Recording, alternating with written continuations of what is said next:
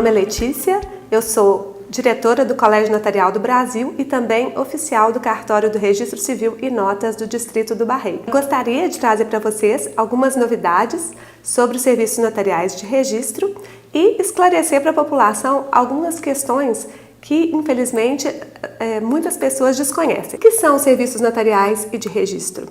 Os serviços notariais e de registro são uma delegação feita pelo poder público para uma pessoa aprovada em concurso público. É um serviço público, em sentido amplo, que é delegado, ou seja, é um serviço que o Estado, em vez de prestar ele mesmo, ele delega para que uma pessoa que passou nesse concurso público preste esse serviço no lugar dele. Não há dúvida de que o serviço é público. O serviço é público em sentido amplo. É uma função pública, mas prestada por particulares. Por isso, nós ficamos essa zona cinzenta entre o público e o privado. Os cartórios extrajudiciais só existem no Brasil? Não, os cartórios extrajudiciais não existem só no Brasil. Inclusive, a professora de História da minha filha, no ensino médio, vinha sempre questionando, né, e dizendo isso. As pessoas costumam, às vezes, ter certos preconceitos que nós estamos aqui para poder esclarecer e superar.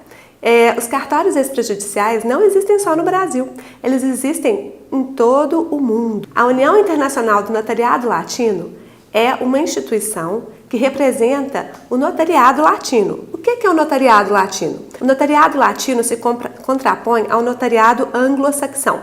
O notariado latino, nós temos certos princípios que são seguidos internacionalmente, inclusive aquele que determina que o tabelião deve dar orientação jurídica para as pessoas que o procuram. Isso é uma parte nobre da nossa função e, aliás, não é remunerada. O que acontece? Por exemplo, quando eu passei no concurso, eu antes era procuradora da Fazenda Nacional, não estava acostumada a atendimento com o público, essas questões. E aí, quando a gente começa a atender ao público, a gente verifica a grandiosidade dessa função. Muitas vezes, antes até de procurar um advogado, a pessoa procura o cartório para ter uma orientação que ele sabe que é firme, que é confiável e realmente toma um tempo grande da gente e não é remunerada, mas faz parte da função e isso faz parte do notariado latino.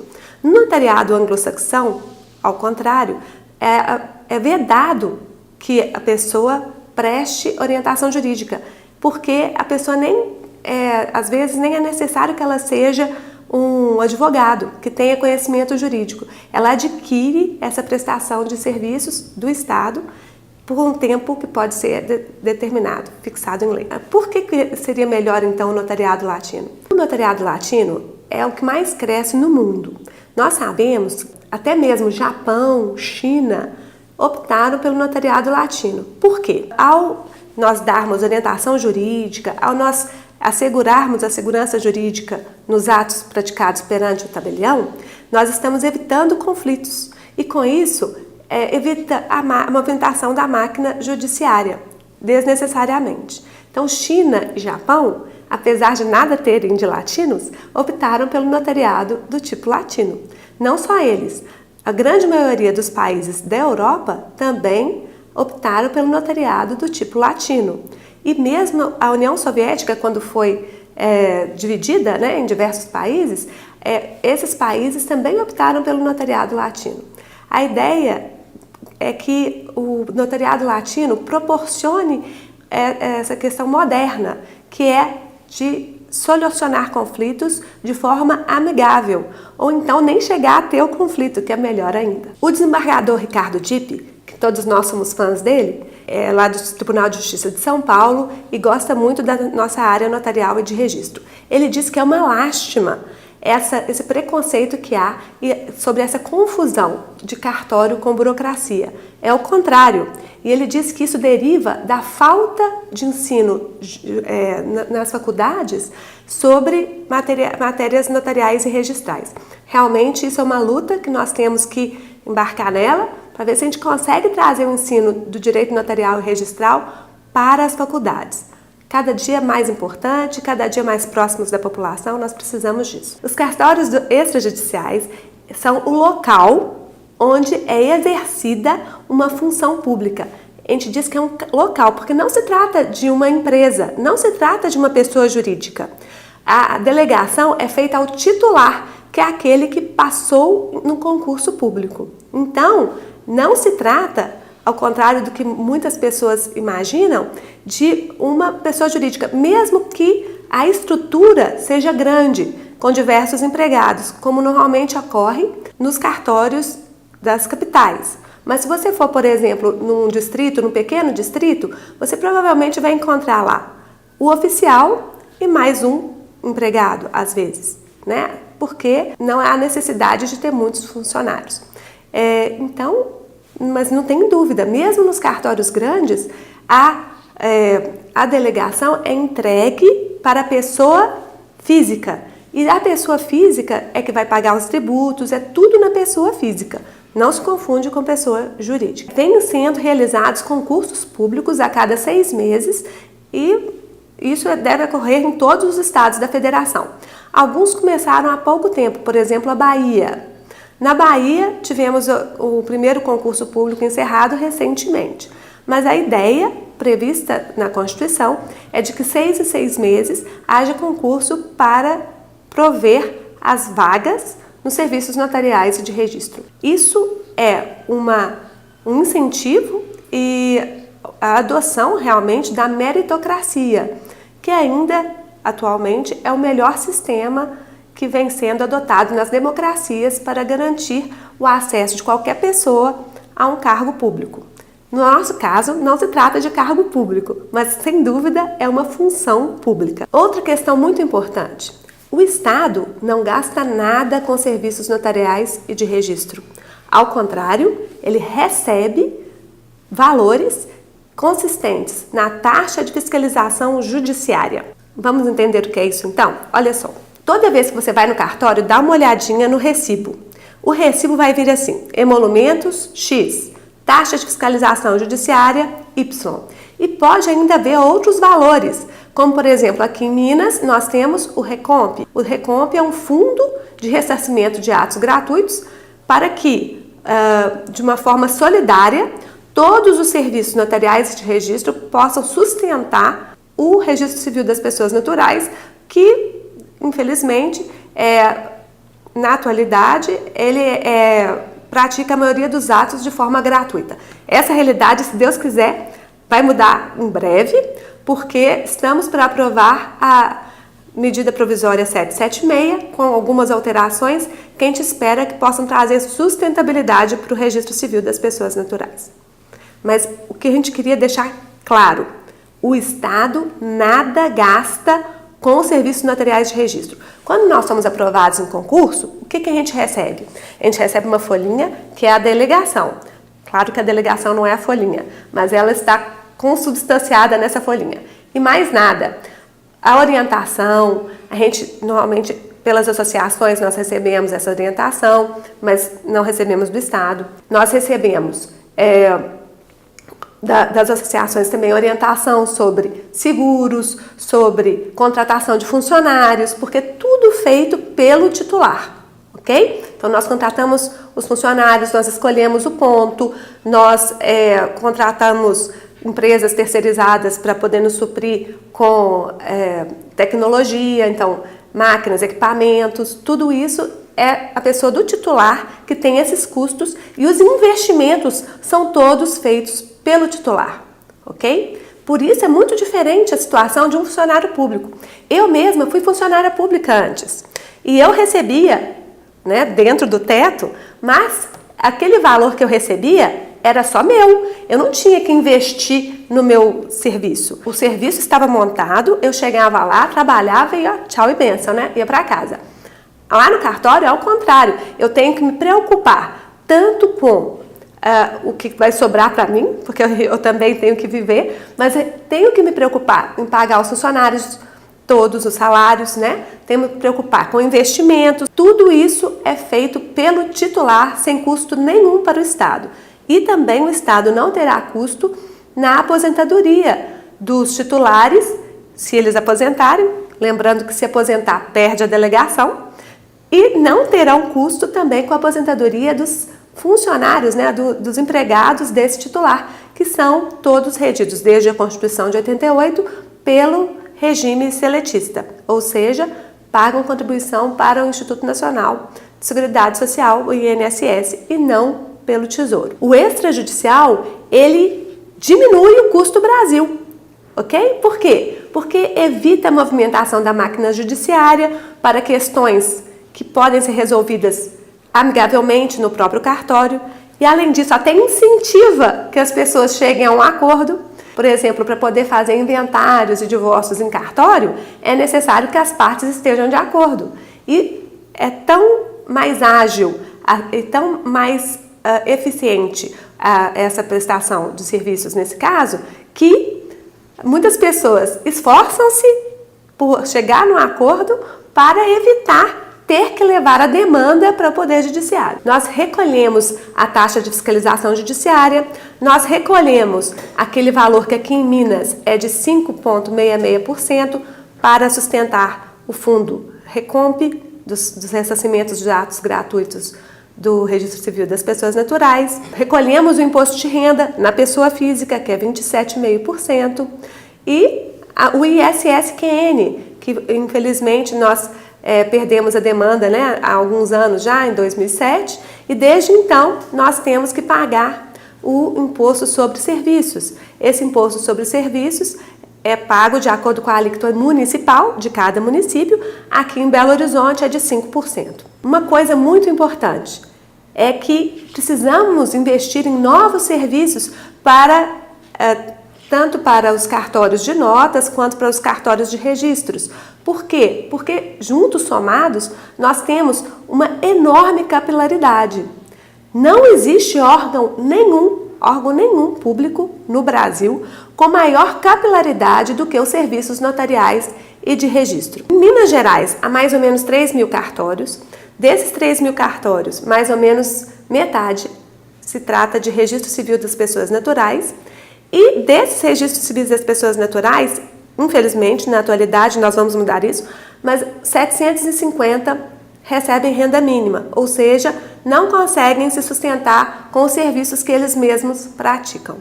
E recebem uma complementação só para não morrer de fome, porque aqui em Minas Gerais é um valor de R$ 2.500 no máximo, de complementação de renda mínima. Apesar de todas as dificuldades, não há dúvida de que esses nossos serviços têm grande relevância jurídica. Cabe a nós, de acordo com o que está previsto na Lei dos Notários e Registradores, que é a Lei 8935 de 1994, garantir a autenticidade, publicidade, segurança e eficácia aos atos jurídicos praticados perante ou notários ou registradores. Portanto, perante os notários e registradores, vocês vão encontrar a garantia de publicidade. O que quer dizer?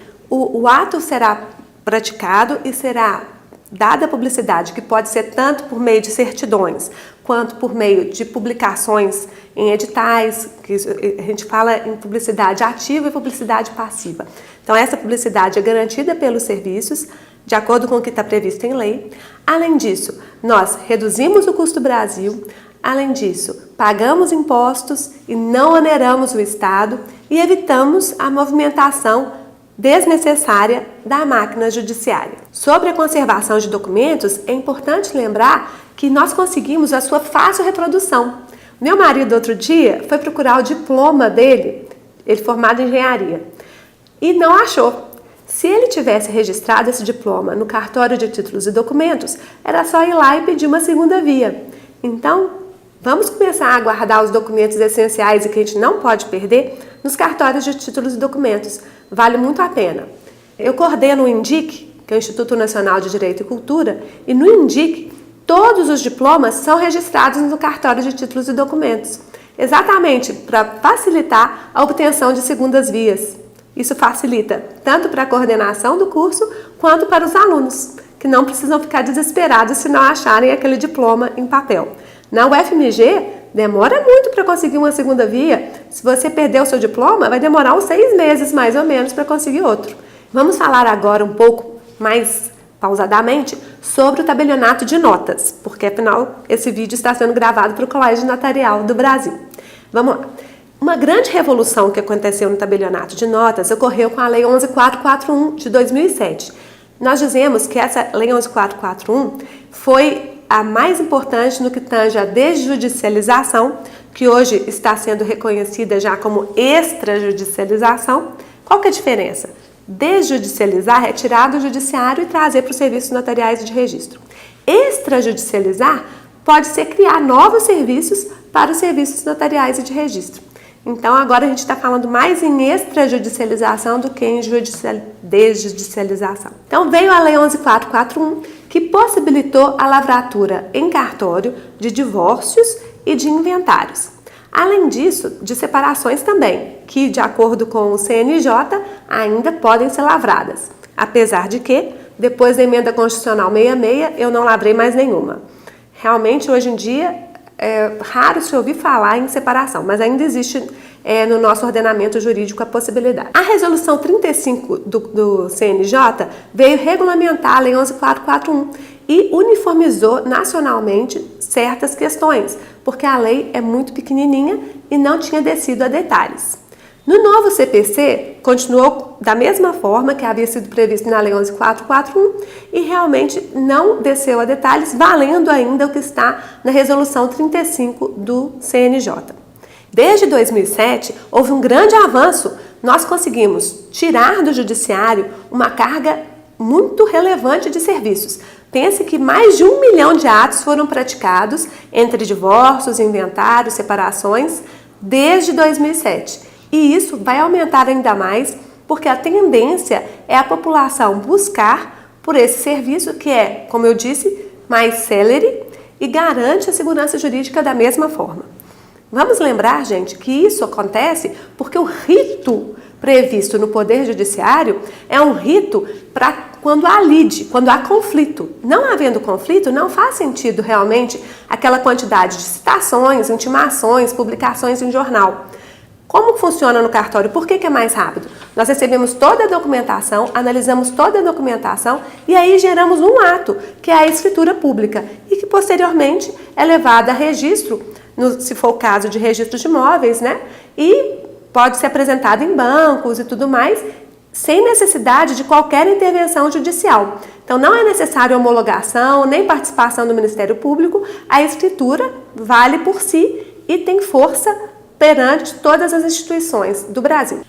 Uma questão importante e que agora está sendo objeto de análise é a seguinte: pela Lei 11.441 e também pelo novo CPC, não é possível que seja lavrada a escritura se houver interesses de menores ou incapazes. Ora, não se vê nenhum prejuízo para menores ou incapazes na maioria dos casos de divórcios ou de separações ou inventários. O que a gente pode fazer então para possibilitar que seja lavrada a escritura ainda assim? Sugere-se, e já vem sendo autorizado pelo Judiciário, a expedição de alvarás para que seja prestado esse serviço nos cartórios, desde que demonstrado que não há prejuízo para o menor ou para o incapaz. Isso é feito como? Nós apresentamos ao Poder Judiciário a escritura, a minuta da escritura, ele pode encaminhar para o Ministério Público, para ele verificar se há algum prejuízo para o menor ou incapaz. Não havendo, autoriza-se a lavratura da escritura.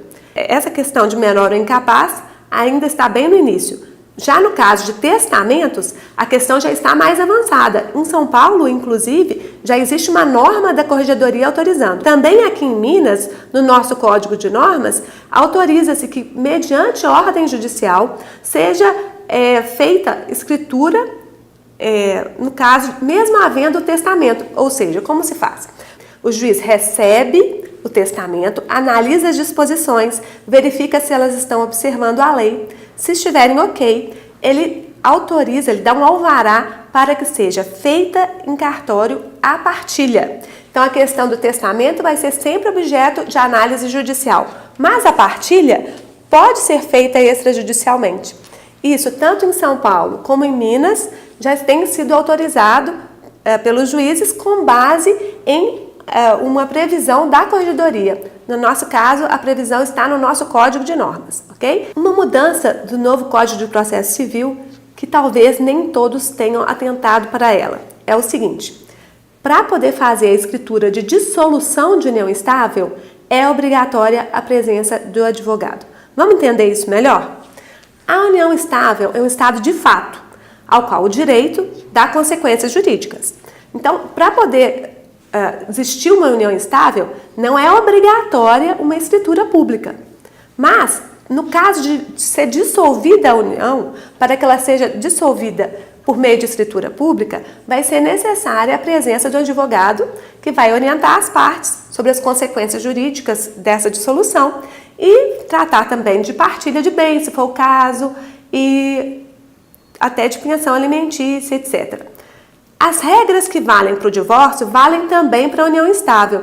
Então, nós não podemos lavrar em cartório escrituras se houver interesses de incapazes ou se não tiver acordo entre as partes. Obviamente, se o juiz analisar, primeiramente, assim como eu falei da questão do testamento em inventários, se o juiz analisar ou um divórcio ou uma dissolução de união estável que tenha partilha e queira lá dar um alvará para que isso seja feito de forma extrajudicial, a partilha, sendo que as questões de pensão alimentícia para o menor, guarda e visitas vão ser resolvidas por ele, não há nenhum prejuízo. Já apresentamos um pedido de alteração legislativa para que, em vez de restringir só para o Poder Judiciário essa questão da partilha quando houver menores ou incapazes, que isso seja condicionado meramente a uma análise pelo Ministério Público da minuta da escritura. Já resolveria e facilitaria para a população. E, de qualquer forma, também seria interessante para o Poder Judiciário, que poderia se dedicar a assuntos em que há lide, que são os assuntos realmente que a vocação do Poder Judiciário é essa, de análise de lides, de conflitos. Quando não há conflitos, penso eu que o melhor é possibilitar que esses assuntos sejam trazidos para os serviços extrajudiciais. Outro assunto muito interessante e de novidade se refere à declaração de inconstitucionalidade do artigo 1790 do Código Civil, que aconteceu agora pelo Supremo Tribunal Federal. E aí, como é que ficamos? Bem, de acordo com o Supremo Tribunal Federal, a diferença no tratamento entre o regime sucessório na união estável e no casamento é inconstitucional. Mas não ficou muito claro isso ainda. Por quê? Porque apesar de ter sido declarado inconstitucional o artigo 1790, ainda tem aquela questão se o companheiro é ou não herdeiro necessário. Nós sabemos que o cônjuge é herdeiro necessário, mas o companheiro é? Os doutrinadores ainda discutem a respeito disso, porque não foi declarado inconstitucional essa parte. O que foi declarado foi só o artigo 1790. Outra questão interessante. A declaração de constitucionalidade se deu em repercussão geral e não em ação direta de inconstitucionalidade. Com isso, vem surgindo algumas dúvidas. Por exemplo, a Secretaria do Estado da Fazenda de Minas Gerais, ela emitiu um entendimento, não sei se é definitivo ainda, mas inicialmente eles vêm questionando se essa decisão se aplica ao Poder Executivo. Porque o que está previsto no CPC é que a repercussão geral ela vai se aplicar para todas as decisões do Poder Judiciário. E para o Poder Executivo, se aplica ou não? Não sabemos ainda. É uma questão nova e vamos ter que discuti-la. Estamos já tentando discutir isso perante a Secretaria do Estado da Fazenda, porque isso traz grande repercussão para as partilhas que vão ser lavradas em cartório. Sobre ainda essa declaração de constitucionalidade, vamos ver aqui o artigo 1790 foi declarado inconstitucional, mas como? Como é que vai ser isso? A modulação dos efeitos está observando o voto do nosso ministro Barroso. E ele disse o seguinte, que vai valer essa declaração de constitucionalidade para as partilhas ainda não efetuadas, seja de forma judicial, por meio de sentença, seja de forma extrajudicial, por meio de escritura pública. Então, agora que foi publicado recentemente, o acórdão, a partir da publicação, já está valendo. A questão é aquela que eu disse antes, se vai valer tanto para o Poder Executivo, para a questão de TCD, eu entendo que devia valer, porque senão vai ser uma confusão. Como é que eu vou aplicar de uma forma na escritura e de outra forma lá no ITCD? É uma questão que nós vamos ter que debater ainda, mas que está sendo objeto já de grande atenção pelo Colégio Notarial do Brasil. Estamos encerrando essa aula, voltaremos em breve com um assunto importantíssimo para todos nós. Eu entendo que é a revolução e é o que vai ter de mais novo nos próximos anos para os serviços notariais de registro, que é a ata notarial. Gente, a ata notarial é um sucesso. Não percam a próxima aula.